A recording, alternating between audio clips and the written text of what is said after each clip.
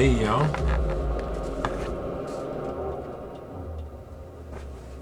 Okay, so I want to do a review, some reviews, and give some thanks. And excuse me, let's just go here. All right, because that's the best way to.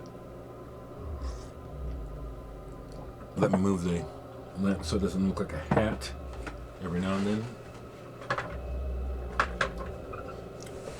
So, as I shared in the last video, in the last few weeks, I've been blessed with receiving several gifts of music from people around the world, actually. And I really appreciate it, I really do.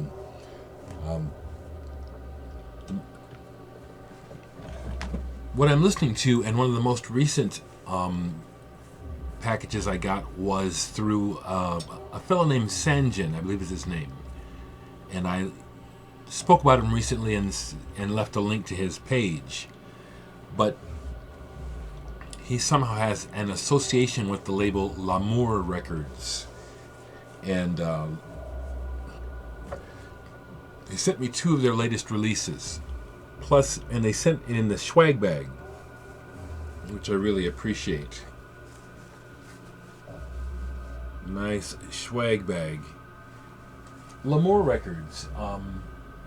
It calls itself a club as much as a record label. And it appears that they get partial funding through the Arts Council. Well, like, for example, they sent me 2 records, okay? And I'm listening to one, but I'll start with reviewing this one. Saw. No Way Black. And this was recorded by a Norwegian duo. And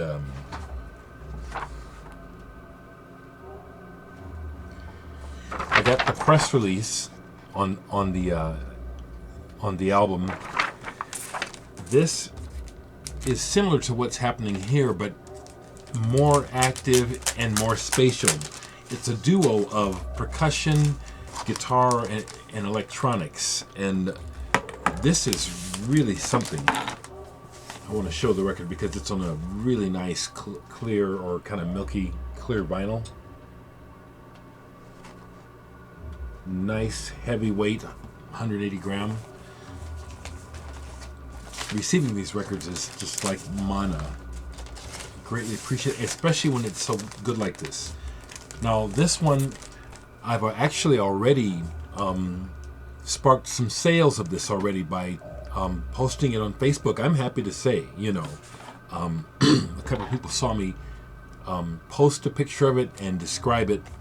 And the bands that I use to describe that come to mind is everything from free jazz like Ornette Coleman and Dereck Bailey to Hawkwind, Sun O. There's a little bit of a chink there. Okay, I got to clean that record off. I even thought of the band Ulver. This moves slowly and really, it's like it seems like nothing is happening for a long time, and then before you know it, you're in the middle of this. This is really incredible, actually. It's as much, to me, it's as much improvisational free jazz as it is like drone-based rock. This is really, really good. New release, 2014. Saw. No Way Black. Absolutely stunning record that the label sent me, and I'll put a link below the video so you can investigate. But I'm pleased that giving an honest assessment of the music, leads to sales for the band and the company. It was so nice because L'Amour Records sent me, let me see if I can find a press release for both of these. Yeah.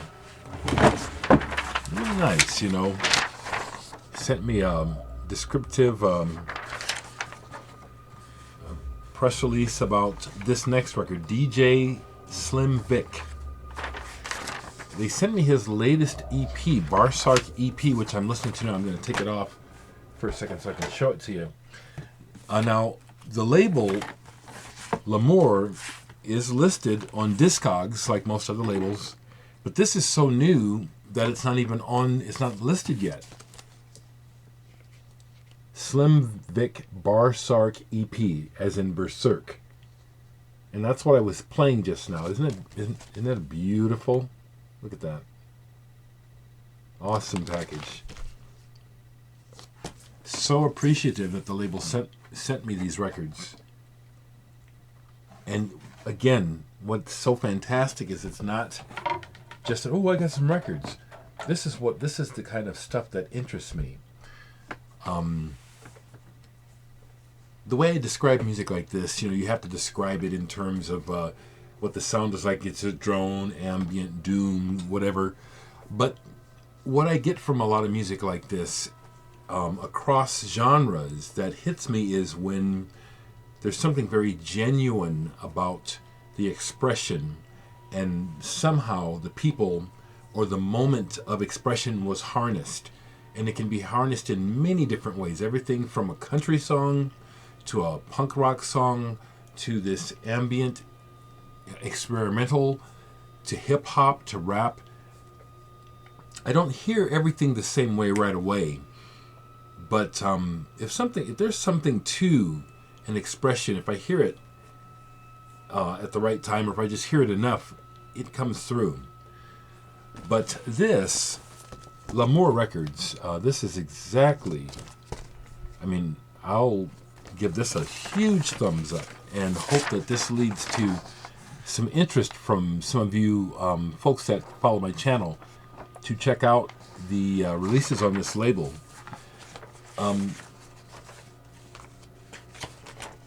I would endeavor, if I have, I'll speak of myself right quick. I would endeavor to release something like this if I had the backing. I really like this and can do work like this. But L'Amour Records, thank you so much for sending this to me. Now, as well as that, another VC member by the name of Mark Smotroff. I think that's how you say your name, Mark. Mark is another VC member, collector, has an amazing collection that I mainly see on Facebook. But he asked if he could send me a release that he had done a while back. And I said, sure. It's on CD. This came out in 2010, and it's called Dial. It's a Dial, an opera rock by I-N-G, with special friends. Thanks for sending this to me, Mark. Let's see, that also came with a 3-inch CD. Is that... Oh, it's probably sitting over here. This is the main thing I can say right offhand, because I've got to actually listen to this. I put it on cursorily, and it is an opera rock. It's an rock opera. This is about the story, okay, and nice deluxe packaging. Not only does it come, it's a double disc deal where it comes with the music on a CD, but also on a DVD, DVD that illustrates things, which I really honestly haven't dove into yet. I want to say thanks for sending it to me, and there was a 3-inch that came with it. I thought I had it sitting with it. But it's obvious to me that, in order to really get this, I need to be patient and try to get into the story, which I've said many times in my videos. The thing that grabs me about music is music, and not words. So thanks for sharing this with me, Mark, and I will be listening to it and share some thoughts. My initial thought on the music is that you guys put a lot of work into this, and Sounds like some of it's going to be pretty good. Thank you again. Quick update on the Myths and Realities project that I'm doing with Kinetic Records.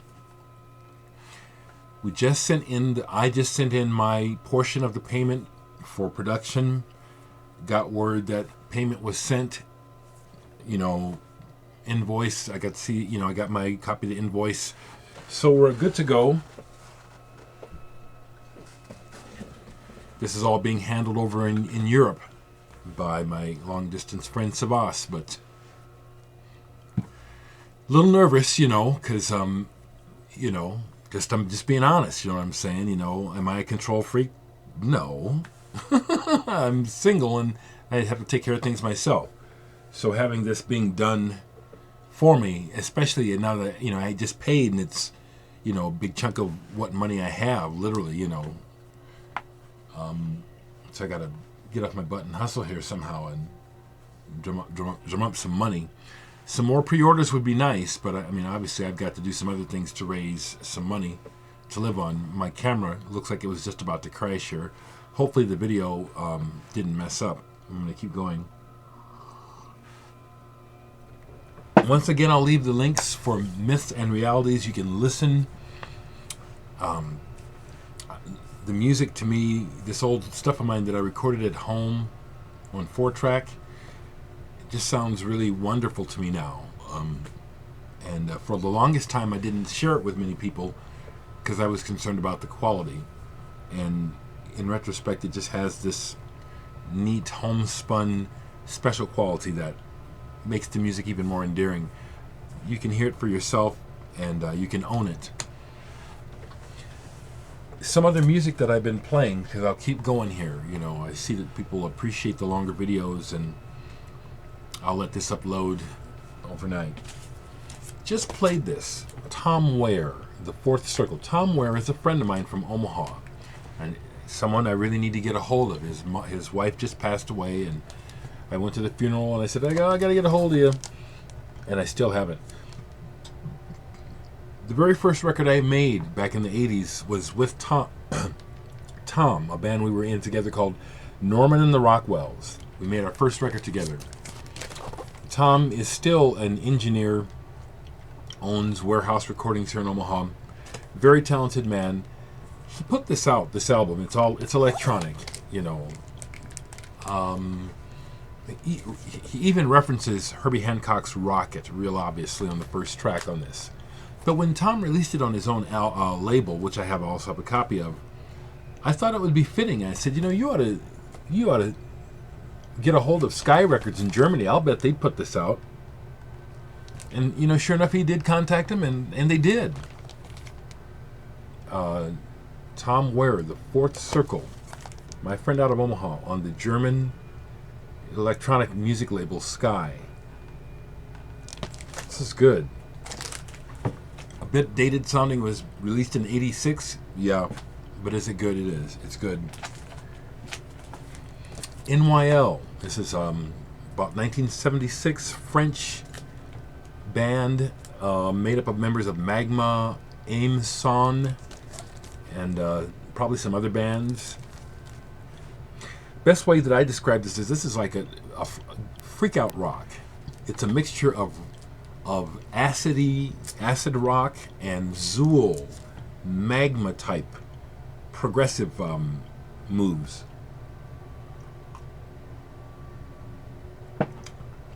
Can't remember where I found this album. Came out in '76. I probably found this in the '80s. Now this goes for $150 or more. Just, a little trivia for you. Really good album. NYL. No. It's in the stack because I just played it. Murphy, my own album. I'm going to review it again. Thanks again, Glowing 00 Cabbage, for letting me use your photo. Let me throw in here, so much has happened. As I shared with you, Omaha Entertainment and Arts is like the local version of the Grammys, and I was nominated twice last year They had the ceremony last night. I didn't win shit, which was a bummer. I mean, it's like I don't do things to win awards, but the fact that I got nominated was cool. And then I actually dared to think that I had a chance to win. I guess I did, but I didn't. But anyway, kind of licking my wounds, to be honest, because it's like I avoid that kind of shit. That's not why I do music, because of the seesaw effect of winning, losing. You know what I'm saying? It's like the winner takes all, and the losers have to lick their wounds and get through it, which is what I've been doing since last night. But part of what I did was, it's like, I listened again. It's like, did I make a good album or not? Am I been fooling myself? And this, fuck, man, this just stands up to, it's like, musically and idea-wise, this stands up to everything, engineering-wise. If I had money and can you tell that if there was bigger money involved in this, would you hear it? Yeah. But no buts. This is good. I just played it, Murphy. And I still have some available. Gentle Giant, one of my favorite bands from England. David Horowitz, Sequoia Flame, another VC member. That guy gets so lucky at Goodwill sometimes. He just got super lucky at a Goodwill down in Florida. Picked up a bunch of Gentle Giant and other stuff for nothing at a Goodwill, including this album, which I say is just a must-hear for those that like progressive rock music. In a Glass House, Gentle Giant. Excellent. Was, again, getting into my progressive roots, or just how I like music from all over the world, and a lot of my records are from the 70s and 80s, by necessity, because that's when I had the money to spend, mostly. Wigwam, a band based out of Finland with... Jim Pembroke was not from England. He's the lead singer. Not from Finland, rather. He's the lead singer of the band. But this is a kind of a compilation of songs from some of their different albums, which is hard to find, but love that label, too. That logo, Loves. Suggestive, but actually it's kind of, I don't know, there's something kind of simplistically right about that logo. It doesn't look dirty to me. It looks cool. It looks real. But Wigwam, the band is always spoken of in progressive terms, which is right, but there's also just, regular rock going on with this too. Great guitarist Jukka Talonen was in the band, and he's on that album. Jean-Luc Chevalier.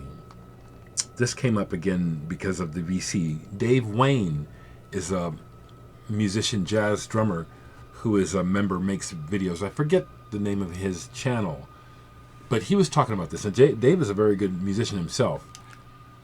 But Chevalier was in Magma for a while. Guitarist. This is a jazz album, though.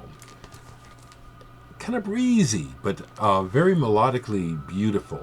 Love this album. Zantic Le Jazz Man by Jean-Luc Chevalier. We're still listening to the Slim Vic. You see how this just drones on just beautifully. I love it. As I've been saying, I do spend a fair amount of time when I'm on Facebook in the vinyl community pages. There are several groups that I belong to, and one of this, and I'll just go ahead and call it out because it's a secret group, and you have to be invited.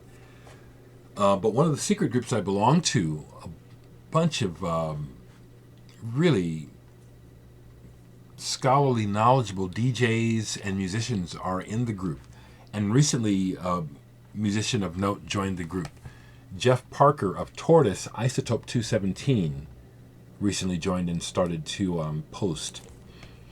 And I pulled this with that, seeing, waking up Sunday and seeing, well, Jeff's joined the group. Okay, it's like I haven't listened to this in a while, Isotope 217, if you like Tortoise, this is a little, this is funky, and, well, so is Tortoise, but this is not Tortoise. It's those people but doing a different thing where it's not just funky, it's working with spaces too, you know what I'm saying? Kind of like just setting up this atmosphere, this space, and seeing where it just naturally goes and then stops. And this is a really good album. It does that on the cover. The Unstable Molecule, Isotope 217. But it's just really cool to be interacting with musicians whose records you buy. I love to tell these things, you know. So I noticed that Jeff was posting in the group. So I was playing this, posted a picture of this, and then made a note. I see that, you know, Jeff Parker, if I said Bridges, I hope I didn't. But Jeff Parker is in the group.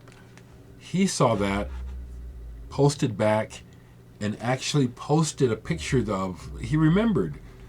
I've seen Tortoise a couple times, and so I like to take my picture and meet people when I can. And so I met Jeff, you know, and took a picture of us, and had posted it on Facebook a few years ago. And he'd called it up and you commented it back. That's very cool. Okay, blah, blah, blah, blah.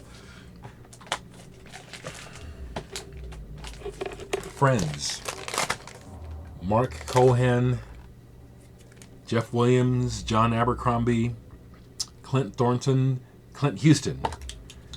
This is a fusion project that came out in the 70s, 1972. It originally came out on a label called Oblivion. I didn't have an original copy. A friend of mine did. This is a reissue on Caroline. But if you like Mahavishnu Orchestra inspired fiery fusion, and you can find this cheap still, even though, I mean, you can find this cheap because, I don't know, this is excellent. Fiery. Just they rip. You know, they just rip. This is excellent. This is out. I haven't played it, but I was talking about it. Captain Beefheart and the Magic Band. Licked my decals off, baby. This is an original copy on the Straight label, Frank Zappa's Straight label. And it has the insert and everything. And I think that's really why I had it out, was just talking about it online. Someone else had shown the record, and I just wanted to do what we call vibe. I wanted to vibe with them by showing my copy too, you know. It's kind of fun, you know, or it can be, you know. Might seem, depending on your perspective, what I just said may sound a bit juvenile. I don't really care. It's fun. So what if it seems juvenile to someone? So what? We're enjoying it. And who are we hurting? Nobody. Played some of this. Kraftwerk. Minimum Maximum. The 4 LP live box set, which I'm so happy I was able to grab this when it came out. And the side that I wanted to play, I wanted to hear numbers in particular, the track numbers. But this is a beautiful package.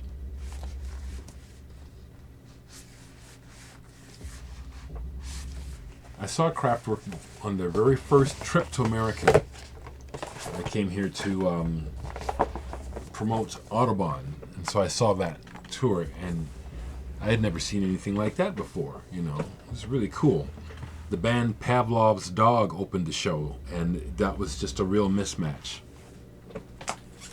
One of my Peter Gabriel bootlegs I have out because February 13th was Peter Gabriel's birthday, and so Book of Memories, I was playing this, and this has some live stuff, and he and Kate Bush, when they did Another Day, that I believe that's a Roy Harper song, really good quality. Grodic Whipperjenny. This was a funk psych album put out by James Brown's label, People Records. And the story is that Dave Matthews, this guy here, was his, I believe his, I think he worked as an arranger for James Brown, for his label for a while. And one thing led to another, and Dave put together this album. I think the band was real, but this is really, really good. There's a few clunker tracks where they try things that don't work, but mostly this is just very ambitious. Grotic Whipperjenny. This is a reissue. I've had this forever, and it's like it's back from when I was able to pick up techno and house records really cheap. Wonka Beats Aqua Step. I've always kept it, and I don't really, this is really dated, and so it's not much of a listen, and yet it's a double album, and I just like this, so I just keep it. But I listen to it, and it's just like, it's really dated badly. Palace. This is a 12-inch single. I forget where this band is from. On Harvest. Love that label. Kind of a neo-progressive band. Kind of hard rock neo-progressive. Eyes in the Night. It's obviously a single. Maybe... I don't want to insult them, but Asia comes to mind. This isn't bad. And here's something I'm just showing what's down here because I put a lot of records away, so I hope this isn't too uninteresting. It's an odd mixture, but I'm showing what's down here. Paul Massey, Butterfly Lake. This is a record that I bought as a cutout many years ago because of the cover. I kind of knew that it might not be, that it might be like fake, pop psych, but it's actually doesn't even fake. It's singer-songwriter in the vein of, anywhere from Bob Lynn to Gordon Lightfoot, where he's playing the guitar, but they have string arrangements on some songs. But it's, when you listen to the words, it's kind of dark. And so it's actually, it's kind of cool, actually. Butterfly Lake, Paul Massey. It's a little, if you look closely, you'll see it's not... It's kind of dark. It's kind of cool, actually. Harold, if you see this, I love these Orb singles that you sent me. I just love them. I just love dropping the needle on them. I do. And I think that... Oh, okay, just a couple more things back here. Back in the 70s, my older brother was super into funk as a bass player, and almost in a way as kind of a reaction to him. I don't know if it was a reaction, but he was taking care of the funk and I was into the progressive and everything else. And so Mother Night, when they happened, I remember this band happening in the 70s and I just didn't pay any attention to them. But last year this was given to me, this copy of the album. And there's a bit of a Latin edge percussion-wise to this band. Eddie Martinez, also the guitar player, who I think one reference for sure is Run DMC. This is the band that he was in early. Listen to this the other day. Both sides real good. Mother Night. Real good. On Columbia, on a major label too, but funky. Back in the day, the labels did it. They put out great records. Here's one that goes under New Age, but it's really much better. Bernard Zolotto with Daniel Kobialka, Procession. And cover's very fitting, very spatial, but melodic, but not treacly. This is nice. That cover gets it right. Procession. Bernard Zolotto. I think this goes back to the 80s. 83. Actually, since I have it, this has a really beautiful label. I like labels. I really am a geek about records. Always have been. Not a beautiful label. Not a Pulse. Yeah. Fitting. Everything is fitting about the music. Not cheesy. Not light. I don't particularly care for light. Depending. It just depends, okay? And I think that's everything. Other things that are sitting out that I've been talking about and playing. Can Box. This came out a few years ago. The German band Can that are very, very influential. I was happy to get the American version of this box set, which it's just awesome. It has unreleased live material on these DVDs. This big fat multi-language book, history of the band, and last but not least, a VHS tape documentary on. So we were talking about this in the Krautrock group. I also have it. They released it on DVD, and so I have both. I'll show those since I have those out. The band Can, I got turned on to them my senior year of high school. And when I first heard Egvamyazi, my initial reaction was dislike. It was kind of a shock to the system. It was like, whoa, wait a minute, what is this? And it didn't take long after that. It's like, oh man, I'm hooked. So big band in my history. Even pulled the Gentle Giant in a Glass House to play on CD just for the Sonics, checking out the difference. And then this is something I pulled to play just because I didn't remember what it was like. Automaton, Jihad, Point of Entry, Points of Order. And this is a Bill Laswell project where he's working with the electronics artist Tetsu Inoue, as well as Robert Musso and Nikki Skopolitis on guitar. And this is pretty cool, A reflection on the times, It's like when I pull this to play and then I notice the name of the record, it's like things are so politically loaded in a negative way now that just even the use of this word can actually cause you to be, potentially, you know what I mean? Like the idea that there's software or something that you say certain words and it pricks up or it, activates to some kind of shit. I don't know. Anyway, this is really good. Automaton. Okay, so I've gone for a bit here. But I was also listening to Yellow Magic Orchestra. Technodon. This is when they got back together in the 90s after they'd broken up. I think this was the first. They'd broken up 9 or 10 years earlier, and they got back to make this one album. Really good. Okay. People ask me questions. I forget some of them. Someone asked me how old I am. I told them I'm 59. I'll be 60 in July. Looking to have a big party gig near my birthday.